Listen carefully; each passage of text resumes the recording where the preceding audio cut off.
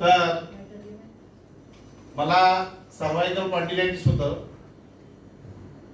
3-4 वर्षाच्या अगोदर मी मीटर पाहता पाहता मागे पडल्यामुळे मला माझ्या लहान मेंदूला पण मार लागला होता.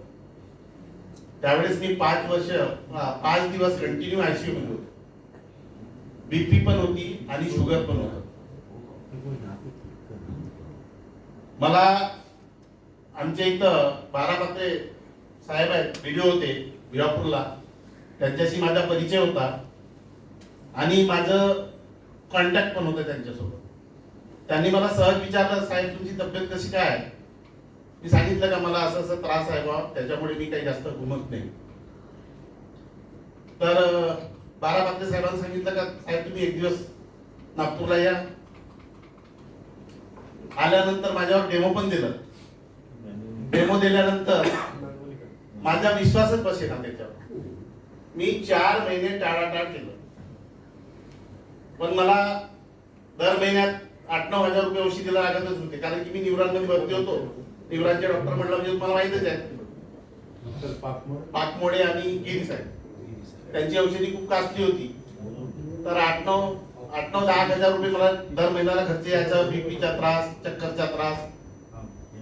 मग असा विचार केला की आपण ही किट वापरून पाहावी आणि मी फॅमिली किट घेतली आणि 4 महिने कंटिन्यू फिजिओथेरपी केली. मी अस्थि रोग तज्ञाकडे पण गेलो होतो.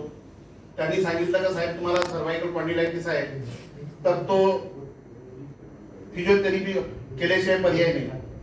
दररोज गाऊन यायचा. बायको म्हणायची का नाव सांगता मुंबईला जाता, काम नाही धाम नाही. तिला विश्वासच बसेना. तिने एक दिवस असंच सर्च केलं सर्वायकल स्पॉन्डिलायटिस म्हणजे का. तेव्हा तिला कळलं की हा दुखणा ज्याचा त्यालाच माहीत असते. आणि मी नंतर हे किट घेतल्यानंतर जेव्हा यूज करणं चालू केलं तर माझं 15 दिवसामध्ये सर्वायकल स्पॉन्डिलायटिसचा हा जो मी कंटिन्यू असा हातच दाबत राहायचा, इथं बसून तिथं हात दाबत राहायचं, असं वर हात करायचं, म्हणजे खूप त्रास होता डाव्या हाताला.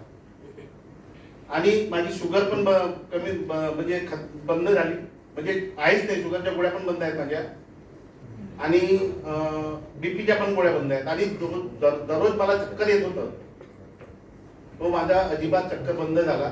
तरी मी सर्वांना विनंती करेन की त्यांनी हा प्रोडक्ट वापरावा आणि आपल्या प्रकृतीची काळजी घ्यावी. सर एकदा पुन्हा नाव सांगा ना तुमचं. सर एकदा नाव सांगा तुमचं. डॉक्टर गजानन दोंडा साहेब. थँक्यू. YouTube वर पण आहे डॉक्टर.